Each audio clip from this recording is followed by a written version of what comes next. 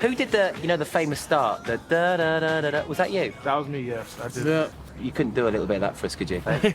Just love the start. You know, as soon as you hear that, you know what song's coming on. 2, 3. Dun, da-da-da-da, dun, da-da-da-da, dun, da-da-da-da, dun, da-da-da-da, dun, da-da-da-da. Set adrift on memory bliss, yeah! The thing about Set Adrift on Memory Bliss was that it was the first black rap single to reach #1 on the pop charts. What made PM Dawn so great was the high level of their talent and their uniqueness. I think it's one of those deja vu things. The spiritual component of it. There was something psychedelic about it. I doubt it. Black kids coming from the inner city, you're supposed to look and sound like this. And then all of a sudden you get PM Dawn, and they don't look and sound like anybody but themselves. Is it my turn to wish you were lying here? Prince B, he was really one of the first that both rapped and sang. Without you, He was an absolute genius when it came to putting samples together. The dominant character and the songwriter was Prince B. But Jarrett was always brilliant at harmonies and melodies. It just made a very magical partnership. downtown Venus, and I'm trying to be by myself. That's the essence of hip-hop, taking a leap and doing something that sounds different than everybody else. I could be into me. They created their own lane. It's unfortunate that a lot of people didn't get a chance to experience that lane. PM Dawn was considered soft. They were considered weird. KRS-One and his crew pushed PM Dawn off the stage and basically took over the set. My arrest was the hardest thing in the world. We went through a lot of negative publicity. It was chaos at the time. He went and got the name trademarked, and we never saw him again. He actually had a stroke right next to me. It was awful. They removed a lot of his colon out. He couldn't really stand up and walk. It was crazy to watch your brother, your mentor, deteriorate. That is a painful thing to watch. I had to make my peace with letting him go. Unsung, the story of PM Dawn.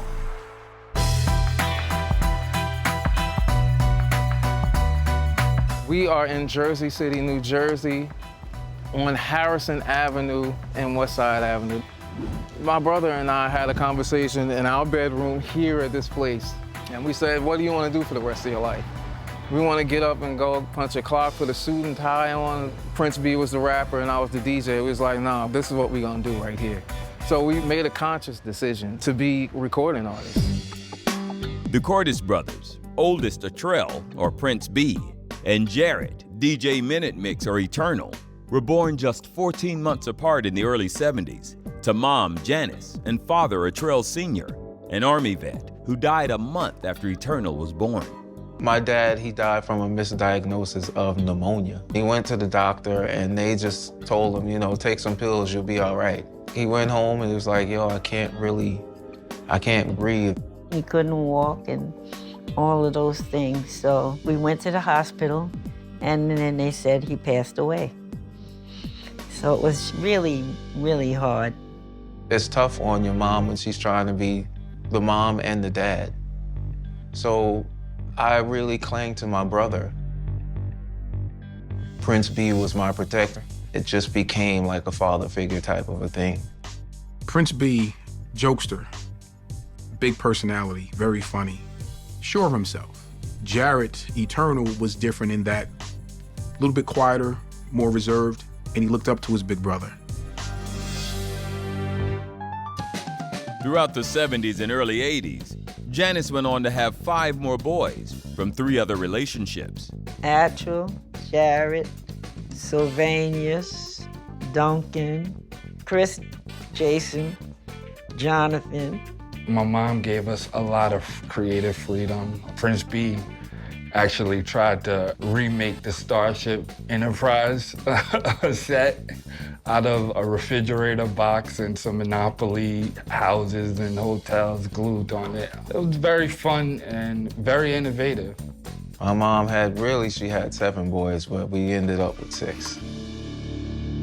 In 1978, their 2-year-old brother, Duncan, was killed by a family friend during what local news reported appeared to be a satanic ritual.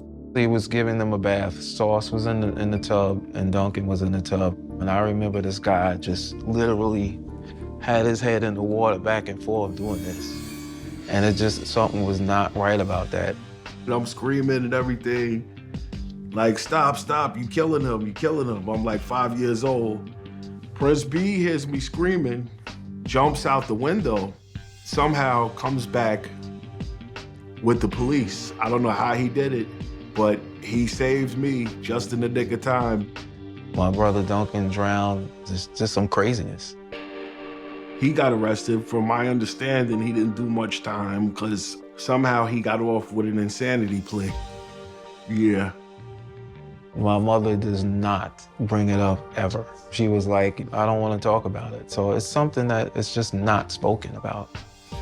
Prince B was like 10 or 11 at that time. And that was a really tragic thing to witness as a child. And I think that really kind of, made them become very, spiritual and very enlightened. We went to church for a few years, and we got our fundamentals.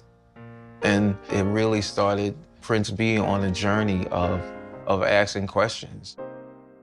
And Mom Janice also started her boys on a journey of music, enrolling them in music classes and the church choir. My mom was a gospel singer and a songwriter. In her own right, she is no joke with the pen. We learned how to put harmonies and things together, and my mother was orchestrating it. But I used to tease Jared. I told him his voice was too soft. You got to do it better, But when it came down to them singing, I taught them. My uncle who used to live with us, Timothy, he brings full-fledged DJing turntables and mixers, and we would have jam sessions.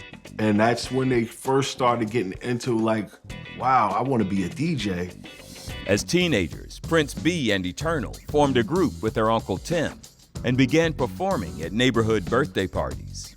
We were DJing and we were rocking Arabian rock hymns, paid in full. And you get to see firsthand how the crowd moves from certain songs. With Jared or Eternal, he started listening to things that was totally outside of just being a regular DJ. And same thing with Prince B, his ability to write.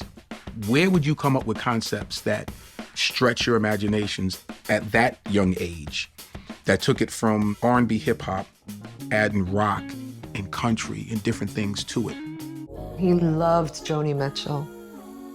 He loved Quincy Jones. He loved Michael Jackson. Super eclectic taste. We wanted to be artists. We didn't have a name. So this magazine called The Plain Truth, Prince B was reading to me like he always did. And he goes, that's it. That's it right there. PM Dawn, it stands for In the Darkest Hour Comes to Light. That's not what we are. That's just what we stand for mentally and spiritually. PM Dawn was born. The PM was Prince B and Minute Mix, and the Dawn was like on the rise. And in 1988, just shy of graduating high school, PM Dawn recorded a demo. We were huge fans of the Jungle Brothers. Jungle Brothers was distributed by Warlock. So we was like, well, let's send our demos to Warlock Records, right? The demo itself was very rough production, but I could hear it. They had taste in music. They were speaking conscious lyrics. When I said, I'm gonna take a chance. We dropped the first single. It just didn't do well enough. John Baker was licensing Warlock record product overseas in almost the whole native tongue. Queen Latifah, everybody was part of G Street Records on that side of the globe in London. When he licensed Ode to a Forgetful Mind, John Baker, he got us in magazines. We were getting real recognition.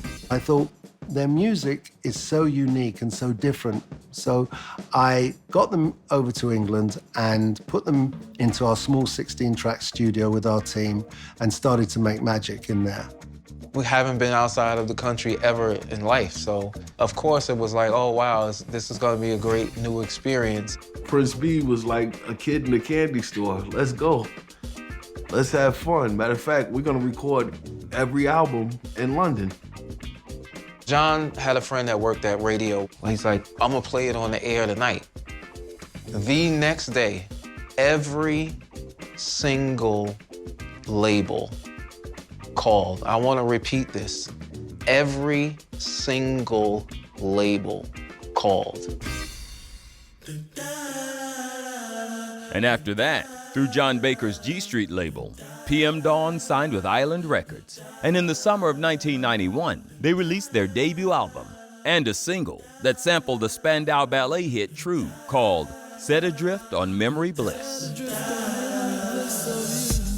It's the most beautiful song I've heard. And I'm like, who is this? Baby, you send me Baby, you send me Set adrift on memory bliss of you. The camera pans. Everybody knows that sample, but what Prince B did, he added lyrics to it and put harmonizers on top of it. Deja vu things, or a dream is trying to tell me something, but will I ever stop thinking about it? I don't know. I doubt it. Prince B's lyrics weren't combative. There was a kind of mellifluousness about it. There's more whimsy. Let my eyes caress you until I meet the thought of Mrs. Princess who often wonder what makes her work. I guess I'll leave that question to the experts. A lot of it was romanticism and fantasy. Set Adrift was a song about a beautiful woman. When I caught up with a pastime intimate friend, she said, but you're probably gonna say I look lovely, but you probably don't think nothing of me. I was like, who are these two brothers dressed up in psychedelic, colorful outfits? But the music is what captivated me. That's the way it goes. Like, baby, you send me. They were the first to really use the turntables in that sort of very deep, classic sort of pop songwriting ability. The debut shot to #1, beating out Michael Jackson and Prince on the charts. It is the jump for joy moment that you would imagine that it would be. You have a feeling like, yeah, I can do this.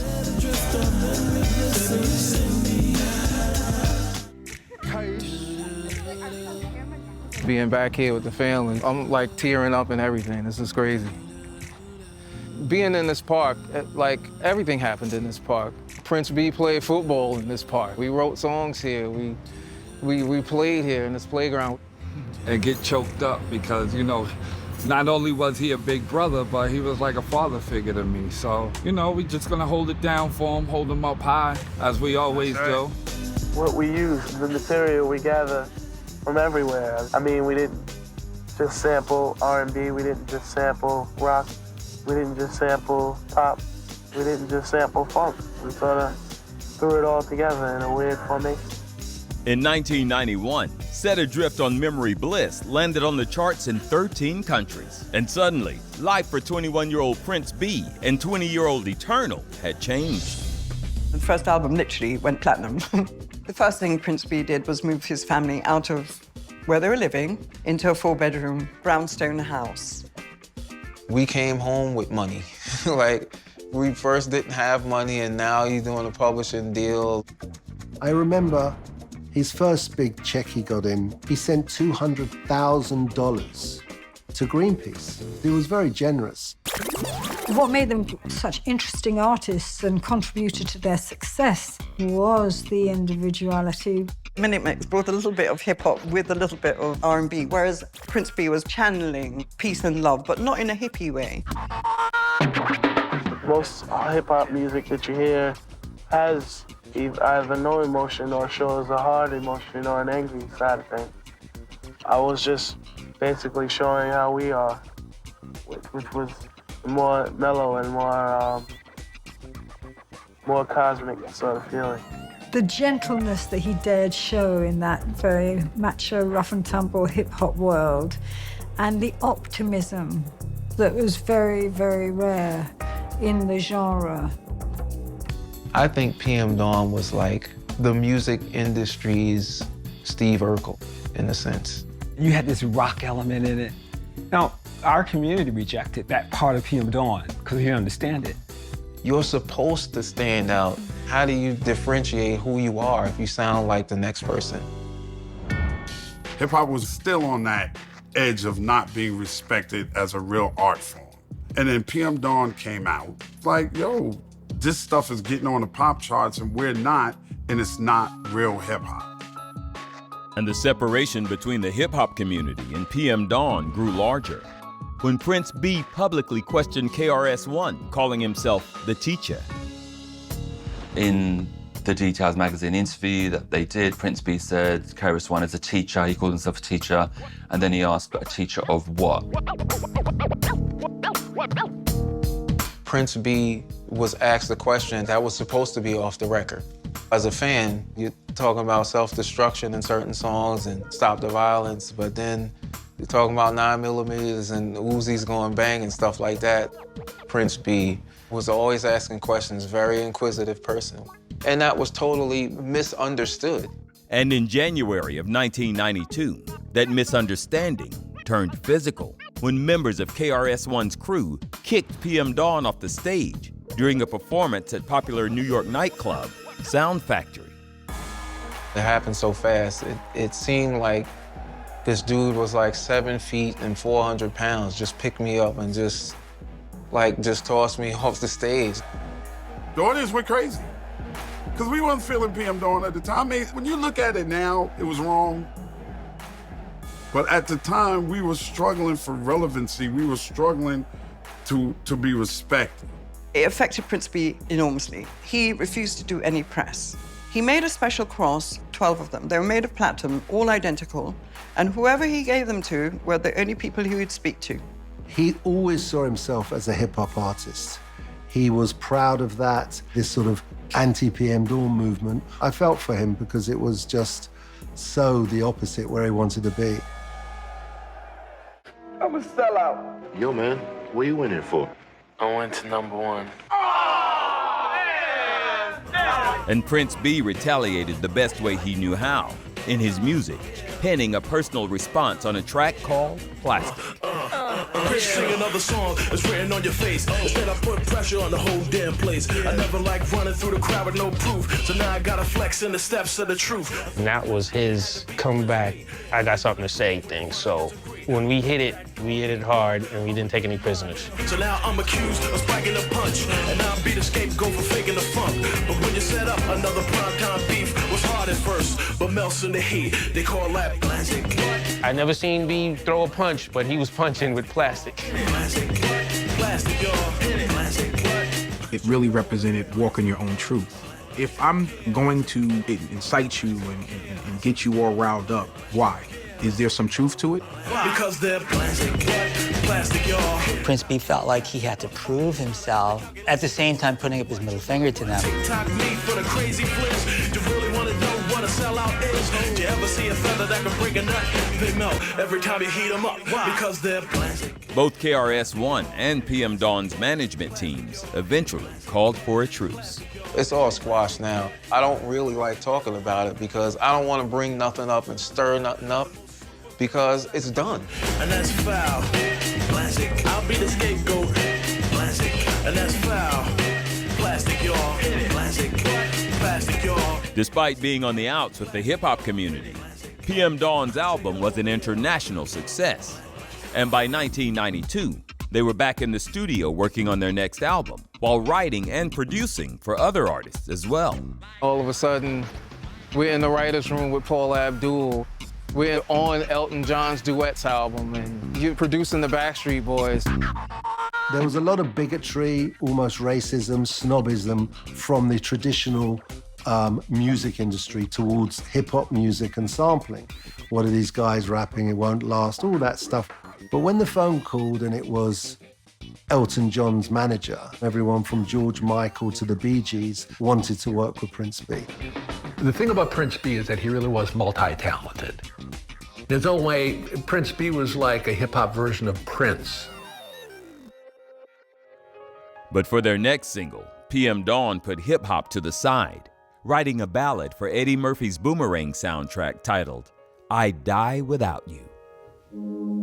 Is it my turn to wish you were lying here? I tend to dream you when I'm not sleeping. Is it my turn to fictionize my world or even imagine? To leave that much space for this meandering, sort of jazzy, that's really beautiful to me about that track. Probably one of the most kind of classically, beautifully written songs that they have. Tell you I love you and you not hear me. Is it my turn to totally understand, to watch you walk out of my life and not do a damn thing? The lyrics specifically were generally from Prince B. He wrote the simplest, most relatable words he could, and that was an incredible success.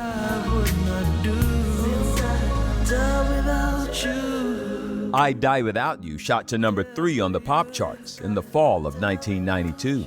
That was a big hit, and much covered by practically everyone in R&B.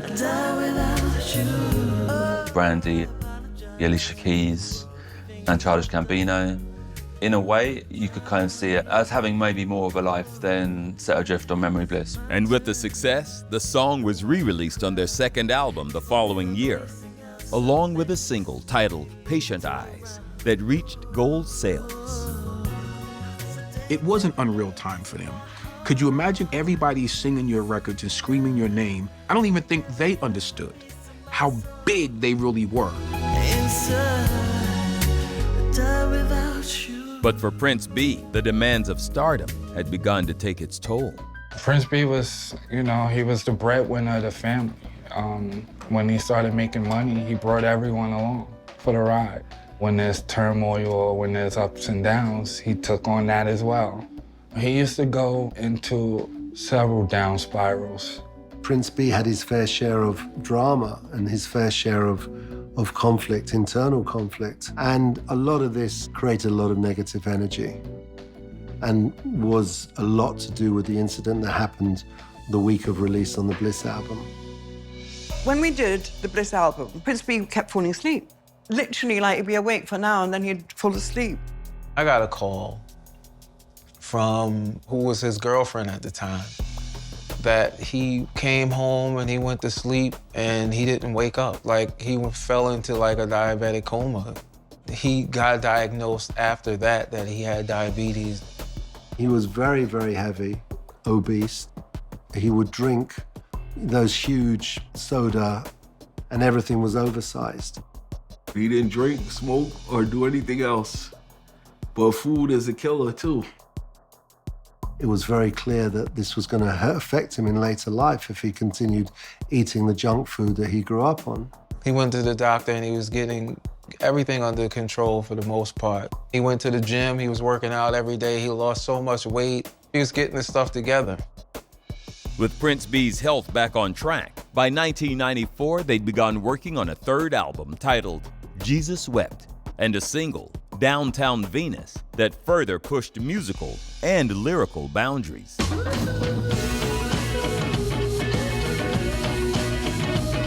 That album infused a lot of rock sensibilities. It started to explore even more genre blending, expressing interest in what's beyond being human. Downtown Venus, and I'm trying to be by myself.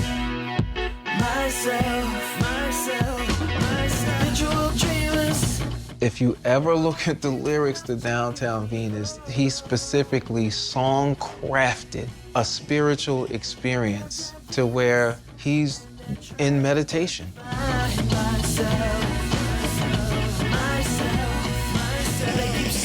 Prince B loved rock, he loved psychedelic stuff and just things that just sound spacey and crazy. So he was playing me the Deep Purple sample, and he was like, I'm writing a song to this.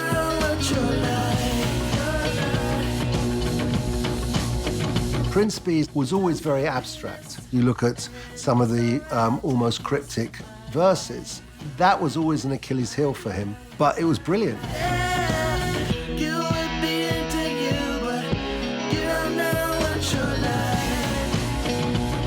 blend got even a little bit stranger, maybe to the point where it got harder for people to take, you know, sort of trippy lyrics that verge into really heavy or dark territory.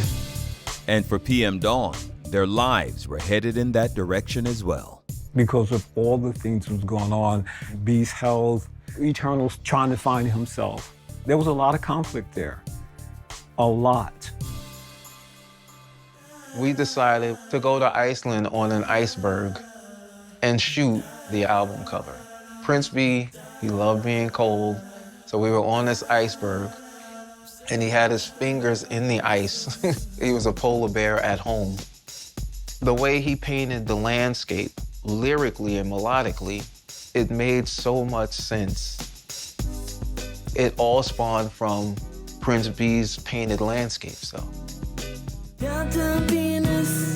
In September of 1995, PM Dawn was gearing up to put out their third album. But just days before, Eternal was arrested in Burlington County, New Jersey, for alleged aggravated sexual assault and child abuse of a 14-year-old family member. Eternal was released the same day after posting $10,000 bail. When I deal with my arrest, it was the hardest thing in the world. You can face up to 20 years for something like that, right? And the investigation that took about a year. Prince B gave an interview, you know, not so very long afterwards. And he said, you know, just for the record, you know, Jarrett did not commit this crime. When you put that type of allegation out on someone, you're guilty before you even get a chance to be proven innocent just because of the allegation itself. The only thing that I really want to say is the end result is this. The prosecutor went in front of the judge and said, Your Honor, you know, after a year, investigating this dude, I ain't got nothing. And judge's gavel comes down, his case dismissed. But as for their music, the damage was done. It affected everything. Like, we were gonna go on Regis and Kathy Lee, right? We got yanked out of a lot of stuff. I think that situation absolutely affected not only the sales of the album, but how people viewed PM Dawn. The marketplace dropped them like a hot potato, and that record just was not going to receive any radio play. But of course, that is the least significant thing when the well-being of all the parties involved is much more important than a freaking record. The brothers decided to take a step back from the spotlight, and by now they were both starting families. Eternal marrying his longtime girlfriend, Margarita, and Prince B marrying John Baker's executive assistant, Mary. We started dating, but he was really persistent and broke me down. We kept it a secret from everyone at the label for a pretty long time. 6 months into dating him, I was like, I love this man. This is my guy. He's my family. We just eloped. In 1996, Mary and Prince B had son Christian and twins, Mia and Brandon, 2 years later. It changed his outlook on life. B, from the moment I met him, wanted to be a dad, had expressed to me how much he looked forward to having children in the future. He was completely over the moon with his 3 incredible, beautiful, wonderful children. I loved how my dad embraced being silly. I remember one time we were in San Francisco and he brought me up on stage. He was like, this is my son, Christian. He knows the most useless information ever, but it's awesome. And the whole audience goes, yeah! It's just one of the best memories I have. That's like what Dad's life revolves around. He's like, we're having fun, we're making music, we love each other. That was just him as a person. That was just him. Prince B's new family inspired PM Dawn's 1998 album, Dearest Christian. But the album would be their last release with G Street Records. In early 2000s, I sold G Street to V2, and then V2 did not pick up their next option for a 4th album. They started working on their own independent projects. And things weren't going so well like we really wanted them to go. And I was really trying to become a writer, and for some reason it wasn't really flowing like I thought it was gonna flow. At that time, their name was dying out. So that was making both of them frustrated. They started having differences in opinions on how things should go. I said, wow, I might be leaning on my brother a little too much. You know, I really have to figure out what my voice is on my own. I was going through a bout of depression. So I had to take a step back for a second and just reevaluate and recalculate and recalibrate my life.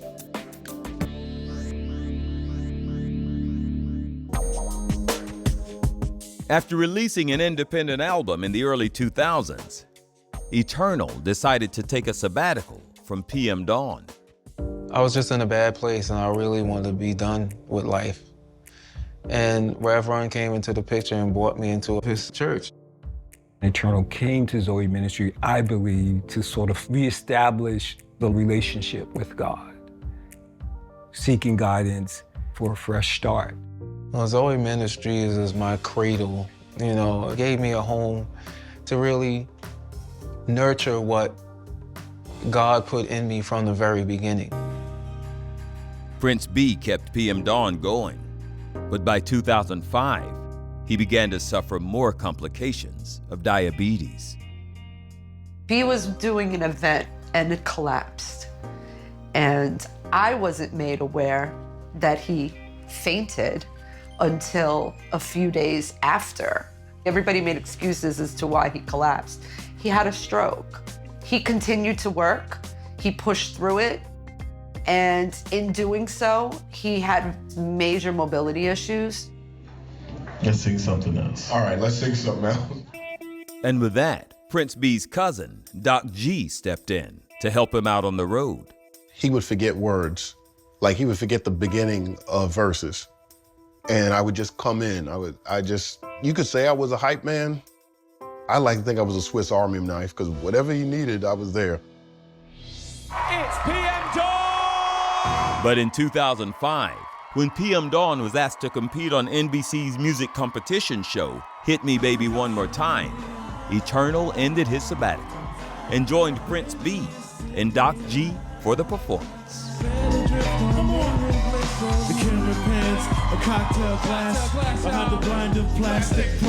When we performed that show, I really got a chance to see how it was really affecting his body. I was worried about how, just as a brother, how, you know, what was going on within him.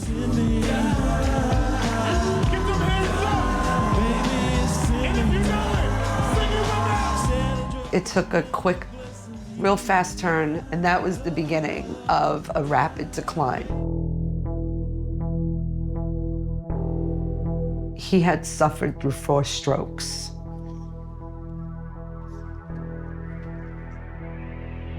Excuse me.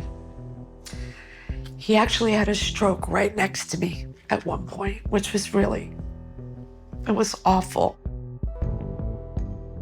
My brother wound up being a double amputee, leg amputee. They removed a lot of his colon out, and it was just so much stuff going on. B was in several facilities because he needed more care than he could possibly get at home. It was rough. To help with Prince B's mounting medical expenses, Eternal stepped in to perform with cousin Doc G. But when the two didn't get along, Eternal quit. B said, you know what, Greg? You're going above and beyond. You deserve half now. That's what it was. It imploded. He was walking around, in the sense, puffed up like he was PM Dawn. It's like, who do you think you are? Like, really? And it just got to a point to where, you know, the words was exchanged and we had it out. Prince B and I had a talk, and I said, I don't want to fight with your brother. I want to trademark the group, and I want your blessing now. And he gave it to me. What's he gonna tell you? B told him to take it when B has a wife and kids and a house? Like, that's insane. He schemed. B was on his back in a hospital bed. He asked for help from the wrong person. In 2010, Doc G took ownership of the PM Dawn trademark and he was now able to book engagements and record as PM Dawn, which he's doing to this day. We can't use the name. It's almost a similar situation with the Sugar Hill Gang, and they have a trademark issue. At the end of the day, I really hope that these trademark laws are fixed, because if someone who has absolutely nothing to do with said, art, they shouldn't have the access to the ownership of the name. That's scary. We're taking care of it. I really don't know where a person would go within themselves and say, I'm gonna act like I created a whole history of a group and take on that as my own. I feel misunderstood. I'll never say I feel unappreciated. I've had the tremendous honor and privilege after I do shows. People take me to their homes. They cook for me. People pay me to perform at their weddings, their life celebrations.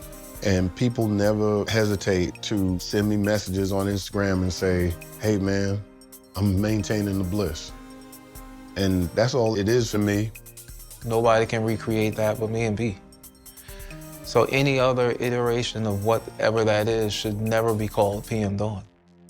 In addition to the trademark, the family is also going after 2 decades of record royalties that they say stopped after John Baker sold G Street and the PM Dawn catalog in 2000. From the moment he left, he never got paid another royalty. The catalog went to this company. Then it got sold on to another company. This is 21 years ago, and still not a dime has been paid through. And it's a travesty. After 20 years and multiple top 10 hits, by the 20-teens, the original lineup of PM Dawn was no more. And by this time, Prince B's declining health had become the family's main priority. I went and saw him in hospital many times in these awful care homes. He found himself in with no money, and he was partially blind. He was on dialysis. It was just heartbreaking, But he was always giggling, he was always laughing. He was always just a real positive spirit. I was on my way to see him in the nursing home. And when I got there, I thought he was asleep. But he wasn't asleep, he had died. On June 17, 2016, Prince B passed away from renal disease. He was 46 years old. When Prince B passed, it was the lowest point. As the patriarch is gone, I had to make my peace with letting him go. Yeah, that was really hard. That was really, really hard. He spoke to me of God the days leading up to that, and he was looking forward to meeting her, as he said to me.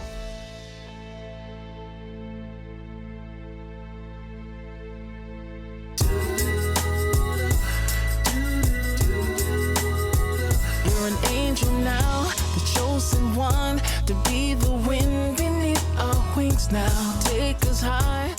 The outpouring of love that greeted the death of Prince B was maybe because music fans, music lovers, and hip-hop people realized that he had not really been given his due, and that now they would never hear what the maker of those sounds might have continued to do.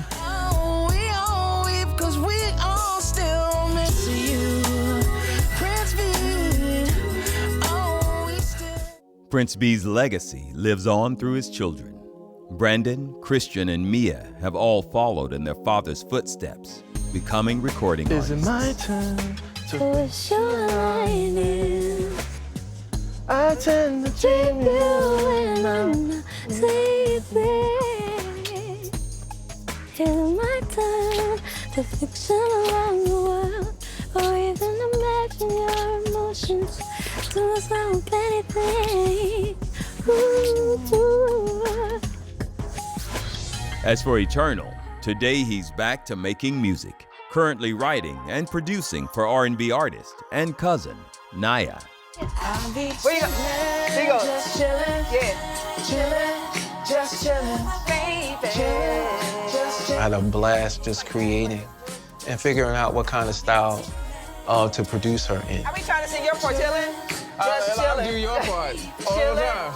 Just chillin'. This is our first time working together in the studio, and it was so easy.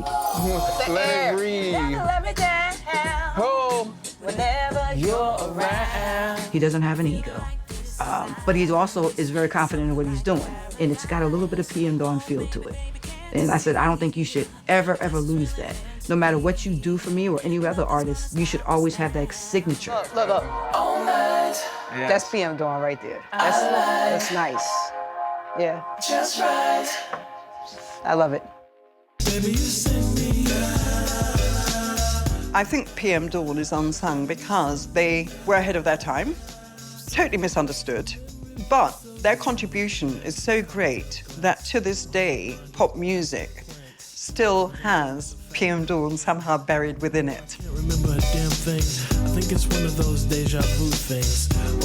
They're so underrated. And again, I think people need to know what they did bring to music. The culture, music, talent, just everything. They belong in the Rock and Roll Hall of Fame. Is it my turn to wish you were lying here? Life now is just so great because now that I've come into a more of awakening, I really understand spiritually where he was coming from in a lot of respects. So that's Prince B's legacy, and it's on me now to really carry it to its fullest. Down without you.